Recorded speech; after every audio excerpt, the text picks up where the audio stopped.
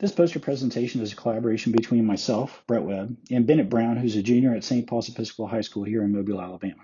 Bennett spent his summer helping me build some of these wave gauges and was instrumental, pardon the pun, in helping design the set of experiments.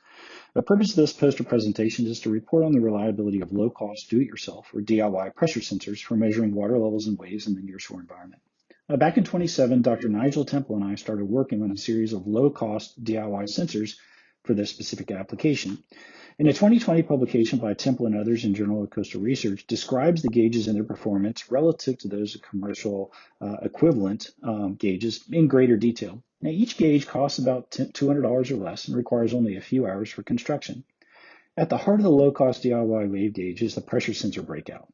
We've been using a MEM-style sensor with a gel-filled membrane that costs about $50 each. Now, the manufacturer, Measurement Specialties, cautions that the sensor should be dried daily to avoid measurement drift. But naturally, we questioned whether or not we could use these low-cost gauges for longer deployments. Now, two major questions that needed answers were, number one, what's the magnitude of the measurement drift over periods longer than one day? And number two, what is the reliability of the measurements relative to those of commercial gauges? To answer these two questions, we performed a controlled test in a 1.5 meter deep stilling well in our hydraulics lab. Into that, we submerged 6 of our low-cost DIY gauges, 3 of an older style, 3 of a newer style, 3 RBR Solo D-Wave gauges, and 3 Onset Hobo U20L water level loggers. Gauges were randomly sampled from our existing inventory of each gauge type. Gauges were left to sample continuously for a period of slightly longer than 1 week. The low-cost DIY sensors sampled at a rate of 10 Hertz, the RBR gauges sampled at a rate of 8 Hertz, and the Hobo water level logger sampled once per minute. Of note here is that all pressure values were somewhat unique over a range of pressure values, on the order of magnitude of about 2 kilopascals. Now, this underscores the importance of maintaining known gauge calibrations or performing static tests prior to each deployment. After recovering all of the gauges, measurements were resampled to a common frequency of 10 Hertz, then interpolated to a common time reference to aid in our analysis. After a series of QA/QC procedures were performed, all of the measurements were downsampled to 1-minute averages using a sliding 2-minute window with a 50% overlap. Now, since we were measuring the static water level in the stilling well, the 1-minute averages are sufficient for our analysis purposes here. Basic statistical analyses were performed on all the gauge measurements, including analysis of variance and z-tests. Though the differences in the measurements were relatively small, the ANOVA test actually showed that every gauge could be considered statistically unique even at low alpha values.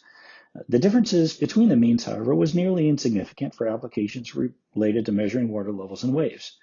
Figures 5 through 7 show sample histograms for each of the 3 gauges in the older and newer style DIY gauges, and also for the RBR gauges, respectively, in that at least one gauge in each of the DIY series is shifted from the other two, but the shift in the peak values is relatively small. Figure 8 shows the time-varying standard deviations for each gauge type. Note that the standard deviation of the commercial gauges remain relatively low at less than 0.04 kilopascals, whereas the older style DIY gauge shows a standard deviation that increases to 0.12 kilopascals during the testing period, although the newer style DIY gauges peak early at 0.11 kilopascals and then decrease with time. Figure 9 shows that the time-varying means after initial offset corrections were applied to bring the measurements into agreement with one another, whereas each series represents an average of all 3 measurement series within each gauge type. Note how the DOI values begin to diverge after 24 hours, growing quickly at first and then reaching a consistent offset with time. The rate of divergence for the old and new DOI gauges are compared to a control, which is the average of the 24-hour time-varying values for the RBR and Hobo loggers taken together.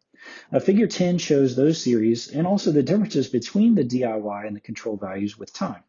Note that the trend in the differences can be represented by a logarithmic regression. The rate constants and intercepts for old and new DIY gauges are very similar. Now, to conclude, we find that the low-cost sensors are reliable and yield reproducible measurements within a reasonable range of potential errors on the order of 2 centimeters of seawater height or less, generally speaking. We also find that the pressure drift is predicted well by a logarithmic expression given as equation 1 in the poster. Now, such expressions can be used to predict the pressure drift for planned deployment durations.